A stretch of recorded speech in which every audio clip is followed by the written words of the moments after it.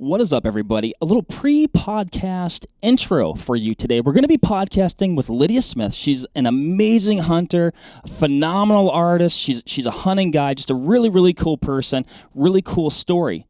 But that's not all.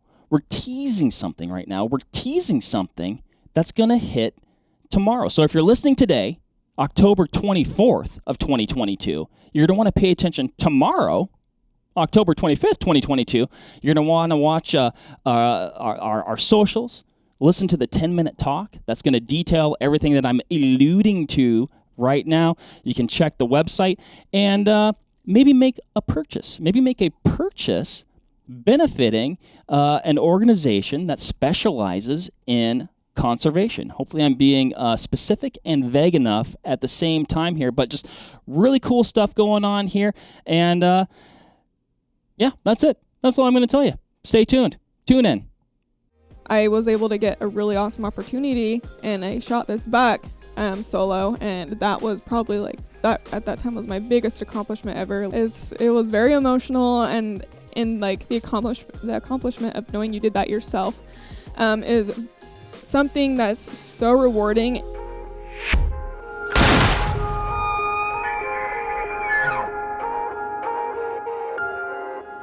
All right, what is up, everybody? We are sitting down today with special guest Lydia Smith. Now we're going to cover the many facets of Lydia today. A very interesting, accomplished individual, and I guess the all-encompassing topic is making a living in the mountains. And I'm sure we're going to ebb and flow and go right and left from there, but that's kind of the core of what we're going to talk about today. But Lydia, hunter, very active on social media, writer with WRITER and then RIDER when it comes to your horse racing, things like that. Correct. You've trained a wild Mustang, you hunt solo, and you have your art career. Just is the phenomenal wildlife art. So yeah, super excited to chat with you today, just about you, who you are, what you have going on, how you got there. Just wrap up your life in just a nutshell, which is probably not the easiest thing to do. But well, I'll do my best, but I'm definitely excited to be here as well. So yeah, welcome. So to start off, on the hunt side, which is super cool. I always find it interesting to talk with somebody about how they got into hunting, because I think for people who are maybe just getting into hunting, just hearing those stories about a person's path can help them with their hunting journey. And they're all a little bit different. So maybe talk a little bit how you got interested in the outdoors and hunting specifically. Right. So since birth, I think I've just had a very natural passion for outdoors. I've always wanted to go camping or shooting, ride horses, whatever it was. But my family didn't hunt growing up, so I wasn't really surrounded by that. But, watching movies and reading books about the mountain men and Native Americans and everything like that was very, very interesting to me. And I've always just really been very passionate about the wildlife, and a big part of that kind of led to conservation. And so I started figuring out kind of what that meant and, the balance that needed to happen with wild game. And obviously I like eating meat too. So it was kind of a win-win. And I think starting at the age 10 is when I really wanted to start getting into it. I did have a neighbor who hunted, and he would always invite me and my brother over to play with his dogs, and he had deer mounts in his house, and I always thought they were so cool. Usually that would scare a little girl, but I thought they were very interesting. Right. And I always asked him about it, and he's like, oh yeah, the whole hunting spiel. I was like, oh, well, you should take me, I asked him and my dad all the time, you should take me for my birthday, because my birthday is October 13th, which is in the middle of OTC deer season. Yeah. So perfect time, and they never did. So at the age of 16, I eventually saved up enough money to do my online hunter's ed course and then do field day classes.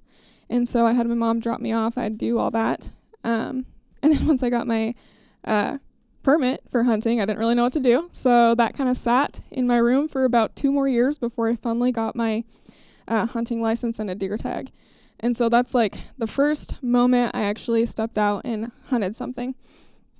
But I've always felt very ready for it and very excited about it, and that was a very big learning curve for me. obviously I did not know what I was getting myself into. My body was not conditioned for it. It was a very hard hunt. I did end up harvesting a deer right off the road, about 300 yards. It was lovely. It was like the last day of the season. I was like, I'm going to take what I can get. And I just remember, I think that was the first time I had mule deer venison, and it was amazing, and I loved it. And I'm like, well, this is just amazing. Like, I love everything about it. I love, the challenge that it came with. Like, it pushed me to do things that I haven't done before. And it was a very physical, mental, emotional experience that was very rewarding. And it was like very addicting. It's like just kind of naturally, like, that's what I felt like I was meant to do. So, mm-hmm. Yeah, I mean, it definitely sounds like it was something that, just kind of like an inner fire. Mm-hmm. Because particularly like at that age, like that takes a lot of initiative without, Yep. like a quotation mark strong hunting mentor or Right. family member. You did a lot of that on your own. Yep. What for you, for, maybe for a person who is like in a similar position, like what would you tell them? Like, what were some of the obstacles or like the challenges that you kind of had to overcome there?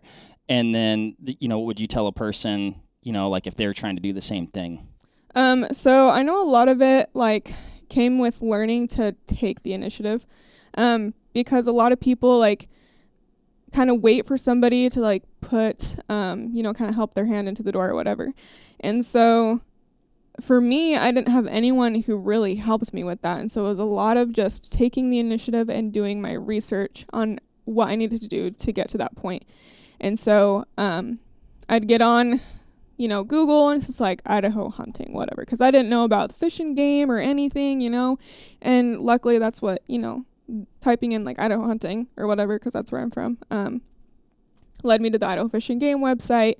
And then luckily my dad actually had a fish and game officer work for him with his company, and he helped me a lot, like telling me, what to do, where to go to get like my permit and everything. And back then you had to take like an 8-hour online course. Now you don't have to do that where I live anymore. And that was a very long thing for me. Right. But I got it done because I was like really wanted, just to do it. And so like I spent my own time, getting that figured out, and then as well as getting to the point of going to the field day and getting my hunting permit. And after that, like, I'm pretty stumped because actually getting out and hunting is a lot different than just getting your permit. And so I grew up shooting guns, so I was very familiar with guns and rifles. That wasn't my issue. It was more so, where do I find the deer? Like, where do I even start? And that's a pretty big deal. I'm still trying to figure that out, actually. So yeah. And so when I like get really passionate about something, I will do what I can to figure that out, like learn everything I can about it. So like Google is a great resource for me. Like it's where I've learned a ton of my stuff. Like I didn't grow up watching hunting videos or anything. I did not know anything, and Google was a good help. It kind of like showed me like this. So I got on my Idaho Fish and Game website. I saw the units, zones, kind of like population of deer numbers in each zone, whatever. But I also grew up going camping a lot and going outdoors, so I kind of knew where some deer were. Mm-hmm. And I was like, well, I'm going to start in this place because I remember seeing deer there. But now I got to figure out what's public land and what's private land. And so luckily, I did have a friend who helped me, like, oh, yeah, we can go up here. This is National Forest. I'm like, okay, cool, great. And so we'd go up there and we'd go hiking, and we just started hiking. And it was awful. We did way more hiking. That was, like, way more hiking than necessary. I wasn't really, like, big into, like, the glassing yet, all of this stuff. And so, but I think for me, like, if I were to tell somebody who was in that situation as I was in, is, like, you just need to take that initiative and you need to, work for it, do that research if you don't have anyone there to help you. Because that's kind of like where I started. I literally didn't have any help until I, later in my hunting experience. But it was a really big learning curve for me. I really appreciate that I went through it because now with everything else I do, like, I take that initiative. But I think that's a really big part. People just get a little bit stumped and they kind of quit instead of really pushing themselves to figure out what they need to do to get something done. And I think that's a pretty big part of what I would tell somebody. And then just doing your research, and you can ask locals, like farmers, just like, hey, like, where, do you know where the deer are? Like, could I maybe hunt your property? Like, things like that, just to get a start, your foot in the door. So, along the lines of that, that's probably kind of what I would like point them toward. Yeah, I mean, that your path was probably one of the more challenging ones. Like, hey, I don't really have somebody to show me the ropes here, but I want to do it. And like you said, you took all that initiative. Do you, like, I'd imagine in some ways, like, you'd learn more, like, going through that process, or at least, definitely have a lot of, be able to take a lot of pride in what you are learning. And it's, I'm speculating here, but, you definitely are paving your own way, and maybe it's a little bit of a longer road to success, even though it sounds like you found some success like your first year, but with a lot of hard work. But right. You definitely did it the hard way, which is cool, and again, like I said, for a young person, that's for really anybody. I mean, anytime you get into something new, like, it's super intimidating, and then Very. You're talking about the regulations, like any big game hunting pamphlet. Like, I don't really care what state it is. I mean, you can be very well versed in big game hunting and big game regulations, and that's another intimidating thing, because like you don't want to break the law, but there's a lot of rules. So digesting all that information and boiling it down to like the parts that pertain to you is can be challenging. Yeah, very much so. And you do learn a lot of that through hunter's ed and like your courses, but even then there's a lot of things that you might forget or it might not cover, like with daylight hours, age groups, like like only a certain age can shoot. Like in Idaho, you have to be 18 and under to shoot a doe OTC. And so a lot of people don't know that. And so luckily it happened right before my birthday, and all these things. So there's just a lot more that goes into it than you do, like, that you'd like realize. And so doing the research is such an important part, especially because if you mess up, you could literally go to jail if it's like that bad. Right. And nobody likes that. No, no, not at all. I'm not going back. Exactly. And so it's like a pretty big deal. And like, I've made mistakes that I didn't know. Like, there's a lot of like winter closures. There's like all these things that like you don't know about until you either make the mistake or you figure it out by doing research.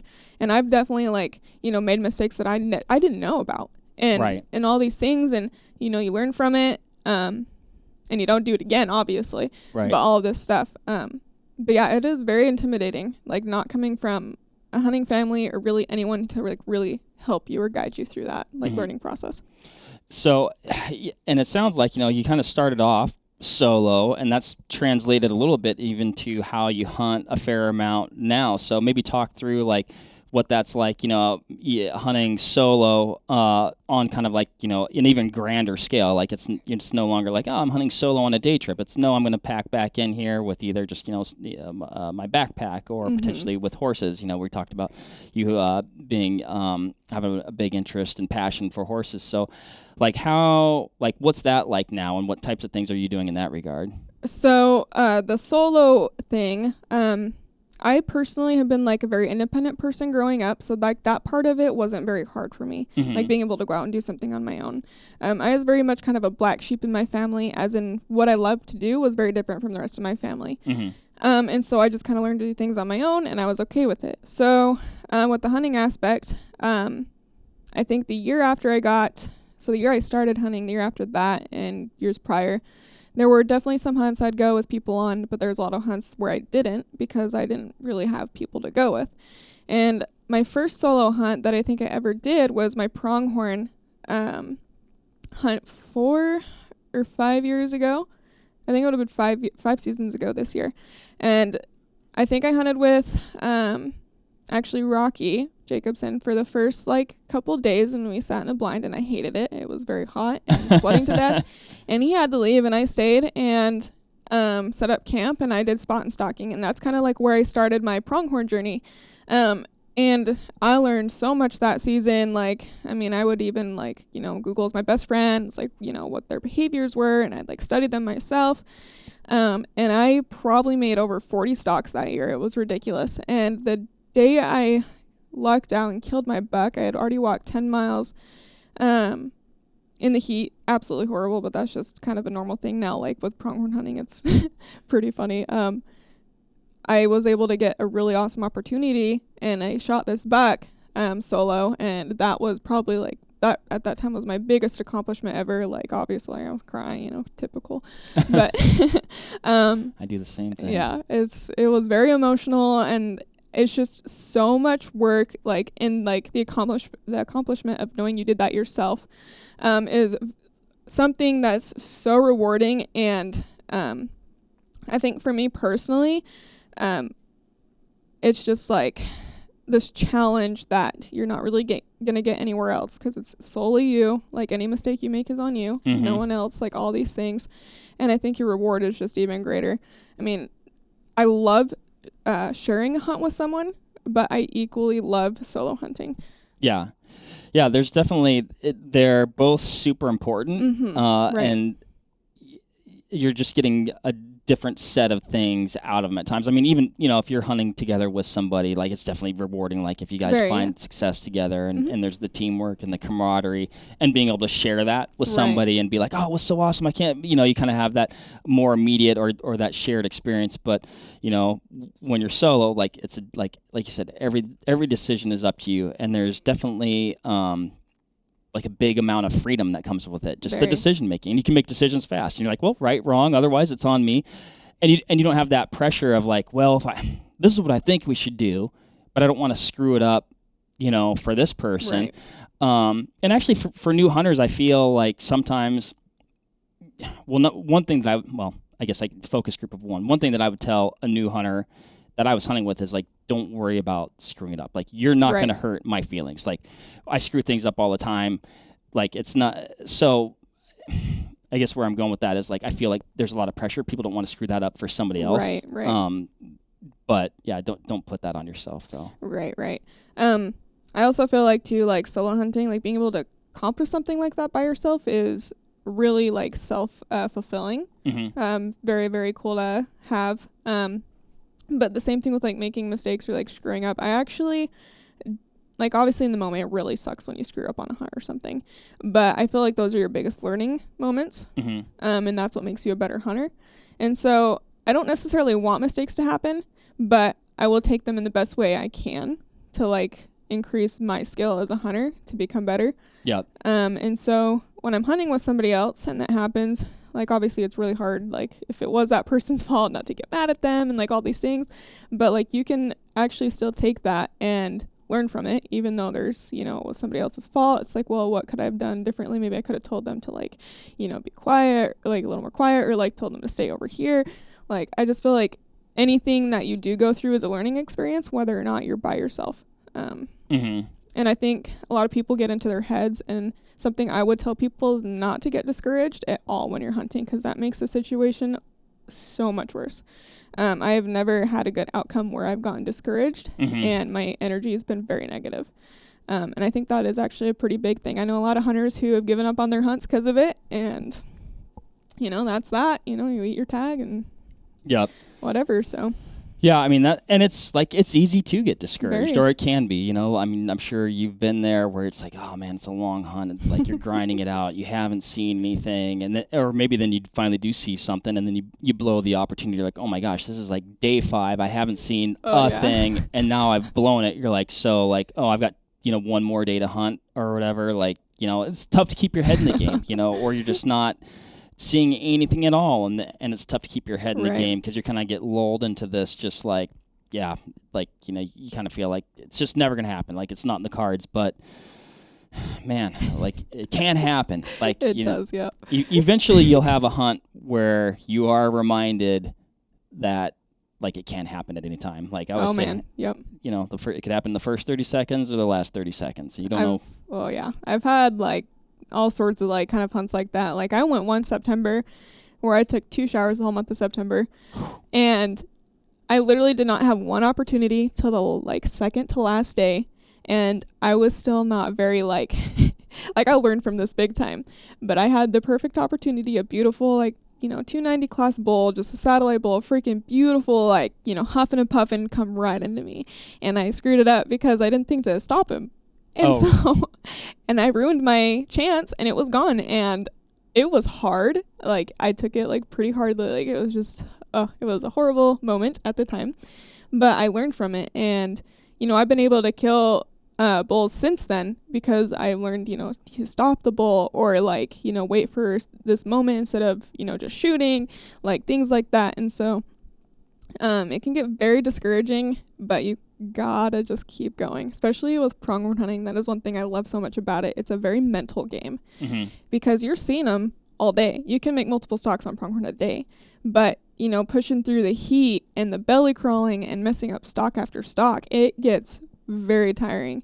And most of my seasons go on with making a ton of stalks before I ever get an opportunity, or I might get an opportunity and something screws it up. Like 2 years ago, I think I was 50 yards within a bedded buck and his does, and was just about to draw back on him, and some guy in a truck decided to floor his diesel truck engine, and it just freaking whoa, and the pronghorn got up and took off, and I was like, lovely.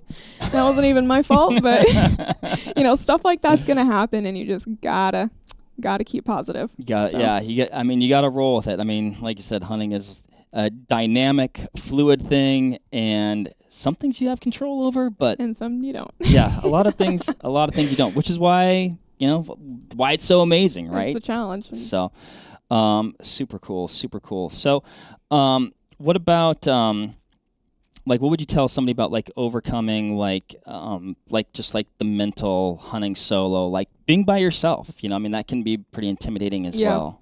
I do think it does take a certain amount of independence and confidence in yourself. Because there's some people who just like don't have that, and they're okay not going solo, which is fine. But a lot of people who want to like get to that point and they're a little nervous too, is usually because they don't know enough things about going solo. And so like for me, I always take a handgun with me just for my own personal protection, especially for women. That's just kind of a thing you should do. But also like learning, like getting your food ready, your tent, like, letting people know where you are, like all of these things. Doing it by yourself is a lot more work, and it's a little more scary for somebody who might be not used to it, or, wants to get into it, just not really sure how. And so I guess I would just say, like, do your planning, because that's a very, very important thing about going solo, because if something happens, you want to have other people to like be like, oh, well, they're not here today when they're supposed to be, so we need to go out and, find them or whatever. You just need to take those extra precautions. Take more than less, aka like your food, your gear. Maybe you're going to have a storm you don't know about and all your gear's wet and you don't have any extras, like, take extra and all of this stuff. And you'll definitely like learn the more you go out. And I think the more you go out, the more confident you're going to get. So, I guess like just start, just go out and start. Make sure you have, good planning, take those precautions, and just go for it, because that's how you're going to learn. You can't just sit at home and try to gain the confidence. Like, you need to go out and do it. So it's a lot of pushing yourself beyond that mental barrier. And then a lot of people have a hard time doing that, but people's minds are a lot stronger than they realize. And they just really need to dig in there and realize that they can go out and do it if they're passionate enough about it. So would you say like start small and do a day trip or something like that, where you're not doing some 7-day backpack hunt? Yes, so that is a thing. I would not start with a big long trip, like maybe an overnighter even, or maybe a 2-day, just like start really small. So like my first like bigger solo trip where I left my vehicle was, I think, 3 years ago or 4 years ago. I took my horse with me.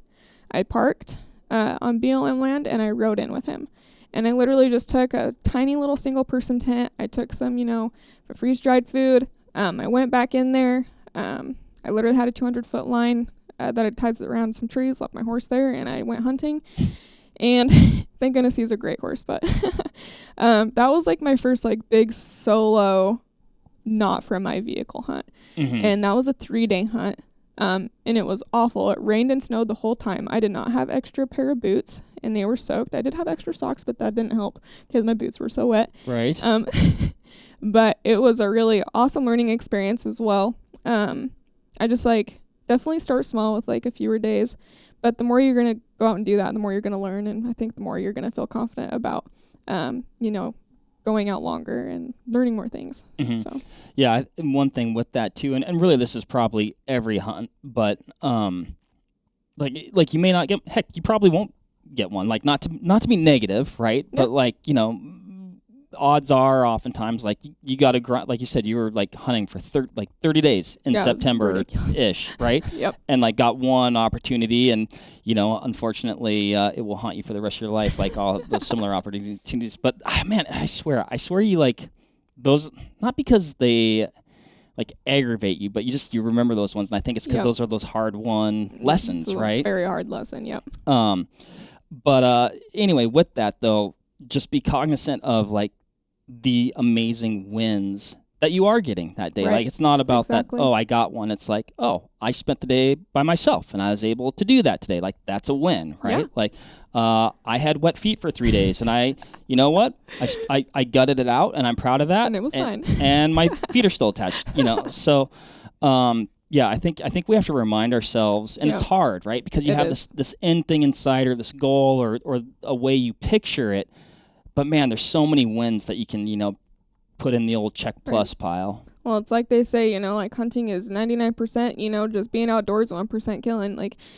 And that's a big thing is I don't look at my, obviously want to harvest an animal, that's filling our freezer and everything. But I look at all the other things that come with the hunt, the challenge, the things you get to see, experience. I've seen some incredible things that you would only see on National Geographic, or even that. It's really amazing. And I think that's why I'm so addicted to it as well. 'Cause there's just so much out there. But yeah, you gotta just stay positive and look at the good things about it. And I've definitely learned to do that as well, because starting out, I'd look at the negatives and that's just not the way to go about it. Mm-hmm. So yeah, just definitely look at those little things and stay positive, and I think that energy will come back to you and you get your opportunity, so. Yep. I mean. Yeah, the things you get to see, I try, and I'm guilty of probably a lot of hunters, because you are just you're so focused, you know, and sometimes it can be difficult to pull yourself back and be oh, I really need to appreciate what's going on around me. But I feel it's written to oh, why I hunt podcast, but I think it's something that hunters are so passionate about. But you will see things, and you're man, really few people will ever see anything like that in their lifetime, and they're very special, very awesome things. Even when we were chatting about whitetail hunting earlier, I was and I'd almost forgotten. I'm oh man, I saw that this insanely. I had these 2 does and a small buck. I was going to tell the story, and I'm going to tell the story. Getting into story time. Walk right by me, super close. I was rifle hunting on the ground, and I was in all this tall grass. This was in Wisconsin, and all the grass just had this crazy frost all around it. And as these deer are walking by, I can see the breath coming out of their mouths, and they're getting backlit by a rising sun. Oh and gosh. And they're 5 yards away, and I'm dude, who gets to see this? Nobody. So beautiful. I can just see it in my head. It was to this gorgeous. day, I'm this is that was one of those you're oh yeah, I'll remember that one. It was awesome. So. Oh, that's amazing. Well, let's talk a little bit. Let's transition. I want to talk about hunting all day, right. as per usual. Let's talk about your art, because you're a phenomenal Thank artist. You. So maybe have you always been into art? Is that something that developed later in life? Maybe talk about that a little bit. Yeah. No, I've been drawing since I was very little. So, my mom called me the seek and destroy child when I was a toddler, because I like to go and just try things, see how things worked. And so I got into a lot of things, whatever. And the day she finally gave me a pen and pencil, all of that stopped, and all of my creative energy went into drawing. Wow. And so, yeah, I've been drawing since I was very little, maybe, I don't even know, just very young. And that's literally what I've done since I was, young. And so I grew up drawing mainly horses, because I was definitely, that little horse girl. My family didn't have horses, but my aunt did, and I would take any opportunity I could to go over and ride her horses with my cousins. So I just focused on drawing lots of horses, and then once I started getting a little older and learned more about hunting, it kind of transitioned into more wildlife. I think that really broadened my skill in art as well. It just like really opened up a lot of doors for me. And I'm very passionate about it. You know, the elk and the deer, and like my favorite thing to draw is elk. It's like my main number one subject, and I love it. But yeah, I've been drawing for a very long time, and luckily I've been able to make it, you know, my full-time job, which is a super awesome thing to have, especially, you know, being so passionate about hunting as well. I get to choose when I get to go out and like all these things. And so it's been very, very rewarding. And I feel very like lucky and fortunate to be able to have that as my job, you know, and be able to like pick my own schedule for like anything. Mm-hmm. How has hunting like influenced your art? Do you draw a lot of inspiration for your art from your hunts? Yeah, I have. So, like we were talking about earlier, just like being able to see the things we see, that has definitely inspired a lot of my drawings. I also have a very like photographic mind, and like I'll see an image in my head, and I'll put a sketch on a paper, and it might be a little sketch, and I might make it bigger later, but I want to get that image out of my mind onto this piece of paper. And so it has really kind of, oh my gosh, what's the word I'm looking for?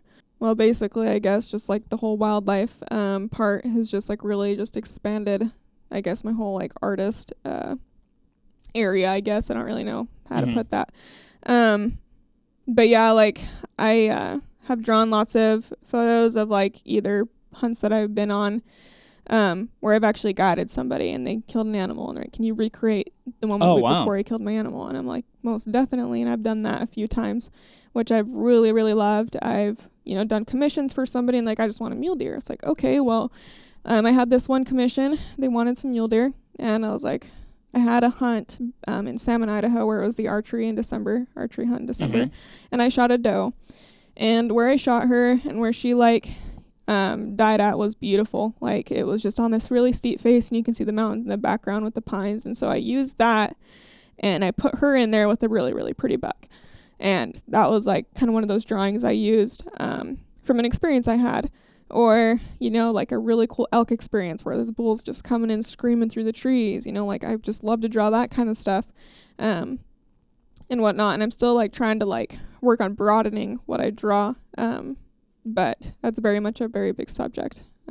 Yeah. I mean, so, and you've had some so it sounds like you're doing pieces for like clients that you've guided, which we'll probably get into that a little bit also as well. But, and then like some heavy hitter like clients in like the outdoor industry. Right. So you're working on a couple pieces right now. Yeah. Yeah. So literally they just kind of, like, I'll ask them, what do you want? And they're like, oh, we want you to have free reign. It's like, okay, well, just give me a little bit of something. Right. And they're like, okay, well, we want elk. I'm like, okay. Or sometimes they'll be like, well, this is like where our company's based out of, and we have this mountain. Like, could you incorporate that? I'm like, of course. And so, I'm doing one right now where I'm incorporating a mountain that they can see out their window, and it's going to have a herd of elk, in the foreground and that mountain in the background. So I really do love to like incorporate like real life into my drawings, whether that's a place or an actual animal that somebody harvested. I really love doing that. What is there a particular medium that you like do like all the time, or do you like paint and sketch, or what do you do there? So I've done just about everything, but my main medium is graphite, pencil, and charcoal. And then second to that is probably ink, so pen and ink. And I do pastel as well and colored pencil, and a little bit of paint. And I would like to get more into paint. It's just a lot more time consuming and expensive. But right now it's definitely my graphite, and that's what most of my big pieces are, and like what my commission pieces are. Mm-hmm. We'll recap this at the end. But if like a person wanted to check your art out, like where would be a good place to do that? Definitely just my website, lydiasmithart.com. Pretty simple, straightforward, and it has like contact information as well as like drawings I have done. So So cool. Well, while you're listening, you can Google this and be like, oh, I'm going to listen and be visually stimulated. So very cool. What anything on the horizon with your art? Any big projects coming up that you're excited about? Yep, I have a few that I probably won't disclose who they are for, just because I don't know what their plan is with it. But I have 2 that are pretty big that I have a time cap on, so that's going to be really fun. And then I have another one that's actually for a local company of mine that I'm sponsored with. It's Shank Knives out of Idaho Falls. So I'm doing one with them as well, and that one's going to be really fun. So awesome. Well, so you touched on this a little bit earlier. So you're also a hunting guide at times. So how did you get into that? So going back to I really love doing things on my own. I hate retail jobs. I hate any job where you have to sit down and, do whatever you're inside. And so I was like, I really want to go guide. And this is right before I got into hunting. I looked on Craigslist and there was a opening for a Wrangler in Stanley for an outfitter. And I'm good with horses. And I was like, that sounds like a blast. I'm going to try it. And he accepted my application and I went out at 18.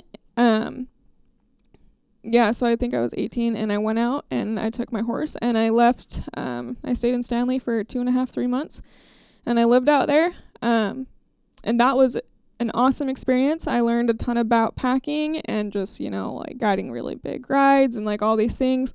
And that's where my guiding started, was with summer trips, on horseback. After that, it's I want to keep doing this. And so I did that again in West Yellowstone. And then I went into hunting, and my first guiding job was in Utah, and that was very fun, an absolute blast. I've guided in New Mexico, and I think next year I'm going to start guiding privately in my home state of Idaho. So I absolutely love it because I'm still hunting. I may not be the one killing, but I'm getting, to help people find animals and get to share that experience with them. And a lot of them are first-time hunters of certain animals, and I just love sharing that with them. I just think it's such a cool experience. I just really love it.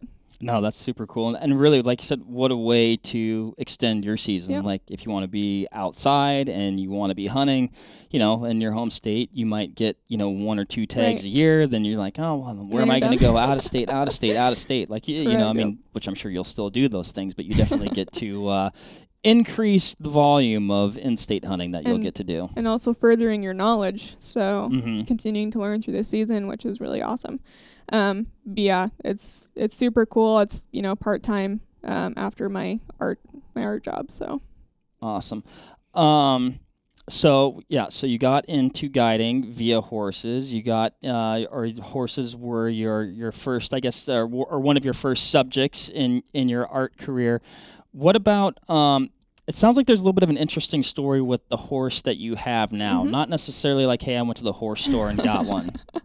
Yeah, so that's a pretty cool thing. I've always kind of been fascinated with Mustangs. It's a very controversial topic, all these things, and I understand both sides of it very well. Anyways, I think I was 17 at this point, and there was an extreme Mustang makeover that was happening in Idaho, and what that is... Move that horse. Oh, wait, no. Wrong. Okay. Anyway, so what that is you put in an application, and if you get accepted, they give you a random Mustang that comes off HMAs, which is a herd management area. And you get assigned this horse, and you have 90 days to train it, and then you go and compete with other trainers in their Mustangs they were assigned.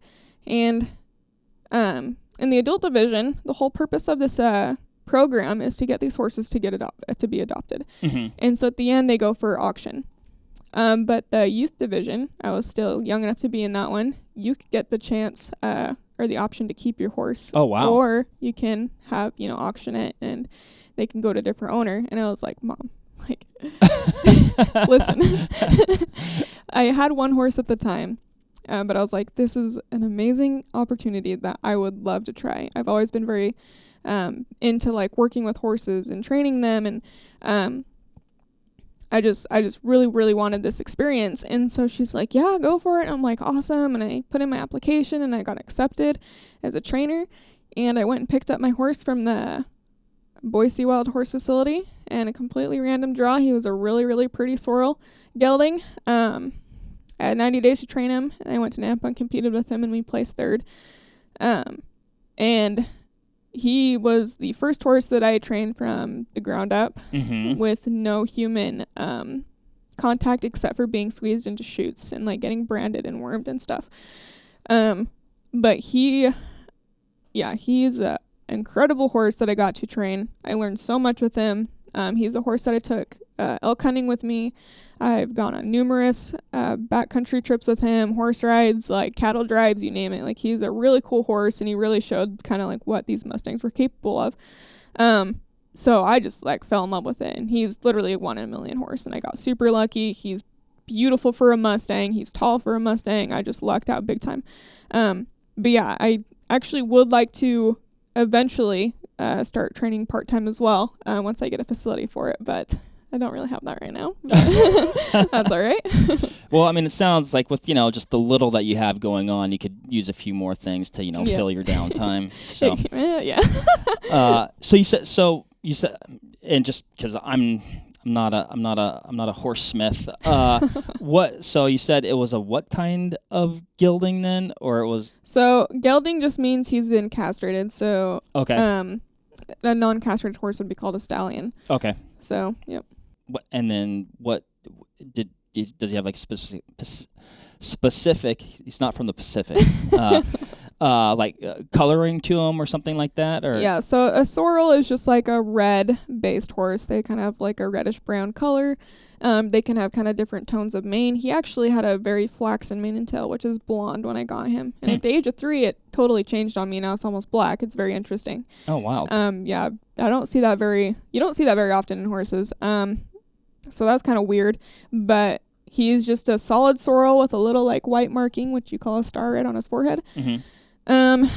He's just a very pretty, well-built, Spanish-looking horse, and I mean, non-horse people probably don't really know what that means, but Spanish-looking, it just means he looks like horses bred from Spain, or like kind of like Spanish bred, kind of, yeah. And so, like, what's the WMA that he was on? I mean, these are the HMA. Sorry. Like, these are essentially, I mean, they're wild horses. Yep, public land, just running, just like wild game. But kind of like feral at this, I mean, like... They're feral. Yeah. Yeah. So are they trying to kind of like remove a certain amount of them off the landscape because of like, like you said, I know people will fall on either side of like you should or shouldn't be doing that. But I think it has to do with impact on the landscape to some degree. 100%. So there's only so much, and I can't remember what they call it. I know it's super simple, but it's just not coming to my like head right now. But it's basically the capacity that the land can hold for like feed like the carrying and foraging and basically grazing for animals, especially with competition between livestock and wild game. Wild horses just have kind of like the out on that. They're the less important ones. And so it's a big deal to go round them up. And a lot of people don't agree with that because, the roundups can be a little much. Stuff's going to happen. Horses might get hurt. It's not like they're trying to, make it a mess, but they're wild horses. Like, what can you expect? And so a lot of people don't agree with it and think they should stay on the land. And I agree with that too. Like, they're part of our history. The Spaniards coming to America and bringing the horses, and that's kind of like how they were introduced. And, the old Westerners, horses escaping and breeding. It's just like a part of our history. And so I think it is important to not remove them completely, but it's so hard because there's so many areas where they are overpopulated. Right. Nevada has the highest population of Mustangs. That's actually where my horse came from. Oh, okay, cool. So they do what they can. They'll sterilize a lot of females, and I think they mostly sterilize mares, which are the females, and they'll release them back out. And they'll round up what they can. A lot of times they actually have to due to fires or just, the land can't handle it, like all of these different things, but they definitely get the short end of the stick when it comes to like being out there and whatnot. There's a lot of herds that are very malnourished, and it's just because there's not enough food in most places for them. Yeah, I think, the way things are set up and the way, humans, we're here and, we're here too, and the way we interact with the landscapes and the way we, and I guess I'm speaking definitely from like an outside in view of this because I'm not, an expert when it comes to this, but, you look at the, the model, the North American model of game management and how we do those things, and the wildlife, all wildlife that's on the landscape is a part of that. And, you can't really say, well, we're going to do it for all these things, but not this one over here. Like, it's just not really going to work optimally that way. So, and it's probably, it's in the best, in my opinion, but like the best interest for the horses as well. When you're talking about herds that are, malnourished, it's like, well, would you rather have a healthy population or one that's, suffering? Exactly. And not only that, but like the holding facilities that are holding these Mustangs, it's costing them so much money. The BLM is literally putting so much money into like keeping these horses.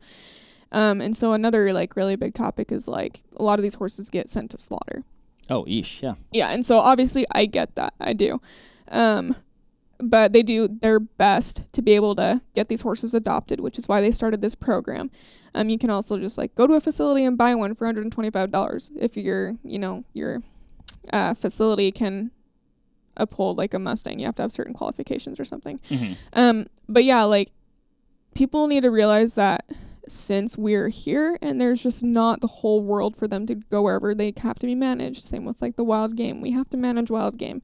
And a lot of non-hunters don't realize that. They think we go out shooting them willy-nilly, which is completely false. We have a certain amount of tags, that we have quotas, like all of these things, and it's to keep it balanced and healthy. So yeah, it's like a really big topic in the whole like horse industry, but yeah, it's pretty interesting. Well, and then like yours is such a cool story, and that you can see like, oh wow, like look at this, I was able to do this and train this horse and adopt this horse and have it be like a really big part of your life, and you have a connection to that horse, and that I truly believe that horse has a connection to you. I mean, you see, you can see that with people. I mean, they are connected to those animals. Like it is a very real relationship, just like your dogs. Yep.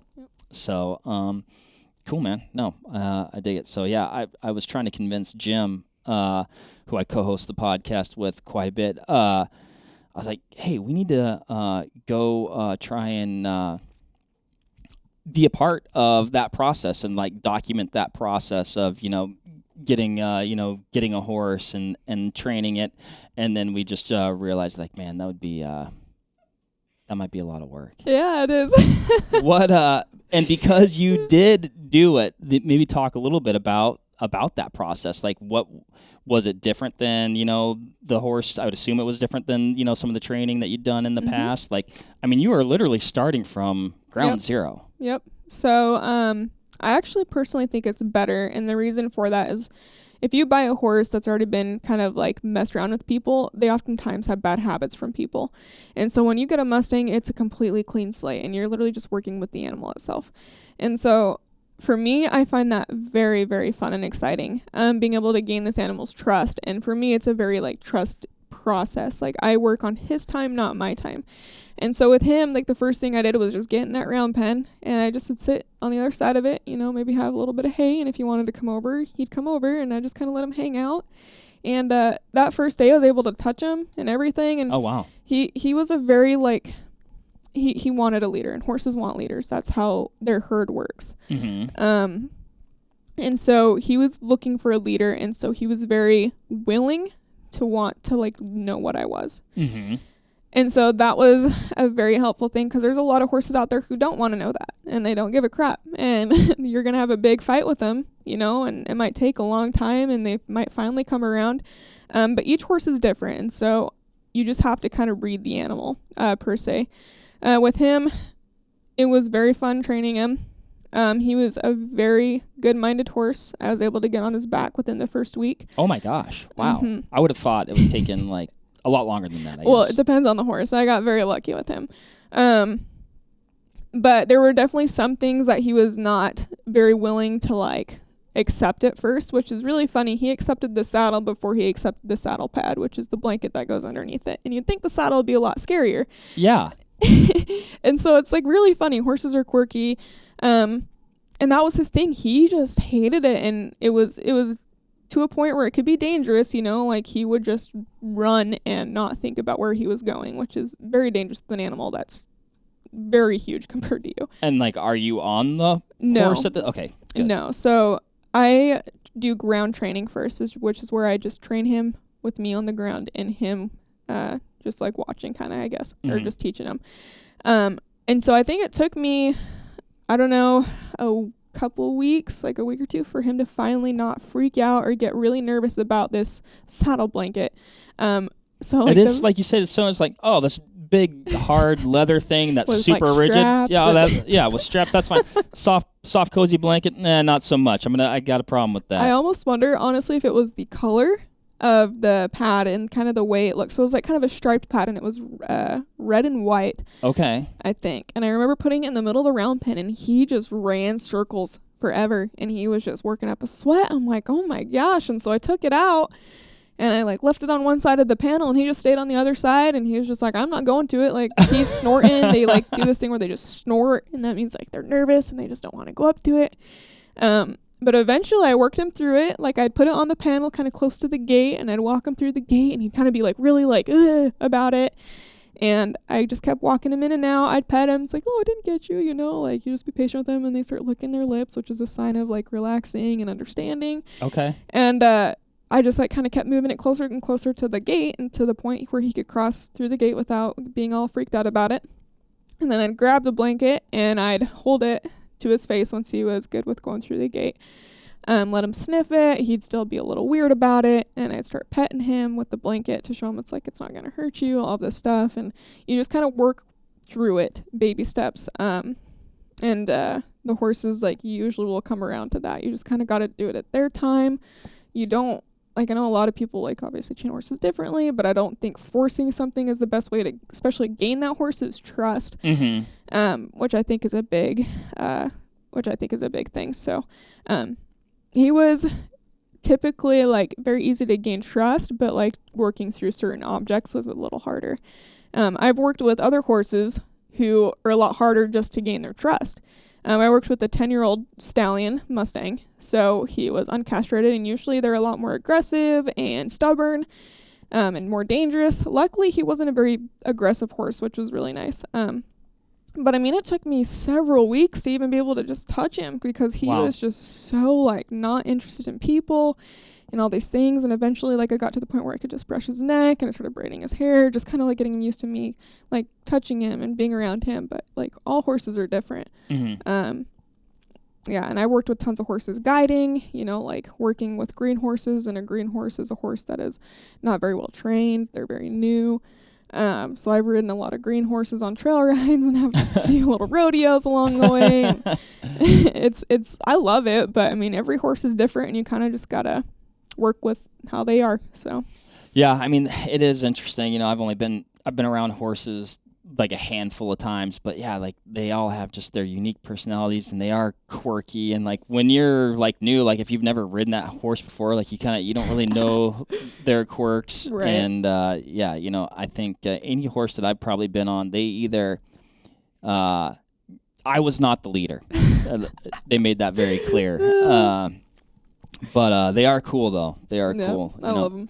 You know, it's funny you talk about even like your first. And I probably mentioned this on the podcast before too, because I thought it was funny, or not funny, but I hunted off horses for deer with a couple guys, and they were like awesome guys, and they loved horses, and they were definitely more interested in riding horses than hunting deer. So we hunted for like 4 days, and then basically we got a late start on like the last morning, and we were going into camp, and I basically spotted a mule deer like off the road, and like I was like, dude, I've been hunting, you know, like we hadn't had one opportunity, and so like it's just funny that I rode horses for 2 days, and then found a buck off the road, on a piece of public, and was able to go after him and get him. But and that's funny how it happens like that sometimes. But I felt like I earned that one. I was like, it's not like we hadn't hunted hard. It wasn't my hardest hunt at the end of the day, right. or at least that day. But like I said, it's just funny how it goes down. So,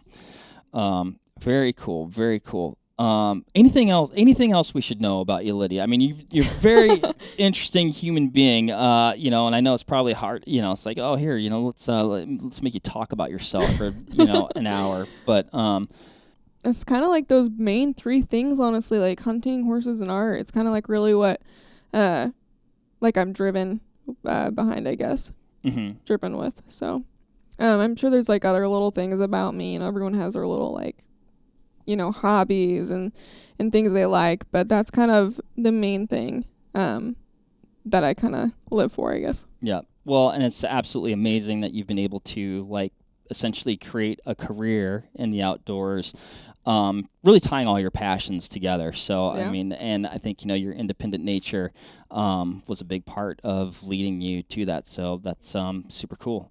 Okay. Well, you already covered. I had some questions here. Oh my gosh, I got like 17 other things that I didn't even cover here. We might have to have another podcast with you.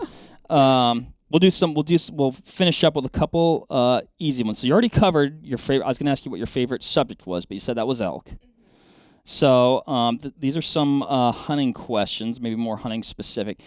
If you had to pick, bow or rifle? Bow. Okay. Undoubtedly. All right, then we'll choose your adventure on this one. Fixed blade or expandable? Fixed blade. And I think a really big reasoning for that is because Idaho, you are not legally allowed to use expandable. That is true. But I do think also personally, like, I think I do just like the fixed blade because I feel like they're a lot tougher and they're not going to have as many malfunctions if they are to have one. I agree. Okay. Well, this might be a tough one for you because you hunt so many different things. Favorite day to hunt? If you're going to pick, now you're going to have to pick probably what you're hunting for within this question. But like a very specific day. I'm talking like September 14th. September 10th. September. Okay, that's a good day. And then maybe the last one. What's next? I think we maybe covered a little bit of this, but like, is there something that you haven't taken on yet, but you're like, man, this is what I got this on the docket? Well, my plan this year was to build a recurve and hunt my elk with that, but that kind of didn't happen. So my plan is to do that same thing next year. And I think that's like my next big thing is to go and try and get a bull with a recurve. Because I love the challenge and the whole traditional like style like just really intrigues me. So that's like my next like really big thing that I'm pushing for. Per se, I mean, I don't really have any like fancy out of state hunts or anything really planned yet. Anyways, so, right. Awesome. I can tell you. So Jim and I built a couple self bows with Clay Hayes. So I guess shameless plug. If you want to check that out, you can check it out on the Vortex Nation podcast YouTube page or on any of your preferred podcast platforms. But wild process, like so cool. I mean, Clay like obviously helped us a lot through the process, but he also gave us a lot of leash. Like, you know, Jim was like full send. I'd be like, okay, well, what about this? And he'd be like, yeah, just keep shaving wood, you know. And I'm like, all right, well, I'll keep shaving wood till you tell me not to, you know. So but funny. The end, like, it was really amazing. You know, I'm not like a woodworker or anything like that. I had no experience. You know, Clay, what's this one do? But it was cool, and I'm looking forward to hunting with that. And that'll be awesome. I think it'll be pretty fun. So I think you'll have a lot of fun with that as well. I think so. So. Awesome. Well, Lydia, thank you so much for making the time to join us today. Super fun conversation. Just really excited about everything that you have going on, and just seems like really, really, truly cool, unique, fun stuff. And good on you for making it happen. Well, thank you. But and that wraps it up for this one, Vortex Nation. So hopefully you enjoyed listening as much as I enjoyed talking to Lydia. If people want to check you out, I know we hit it a little bit before, Lydia, but where can they find you? If you want to look at my art, go ahead and search up lydiasmithart.com. You can also do that on Instagram, which is Lydia_Smith_art. And then personal on Instagram is LydiaSmith00. Awesome. Check it out. You won't be disappointed. There you have it, folks. Thank you very much for listening. As usual, give this video a like if you liked it, comment something below, and give us a subscribe to the Vortex Nation podcast channel. It would mean a lot to us. Also, why don't you give us a follow over on Instagram while you're at it, at Vortex Nation Podcast. We'd love to hear from you over there, and we'll keep you updated with all kinds of cool photos and videos from our adventures that we do here. Otherwise, we will see you on the next one. Thank you again. Happy hunting and shooting, everybody. Have a good one.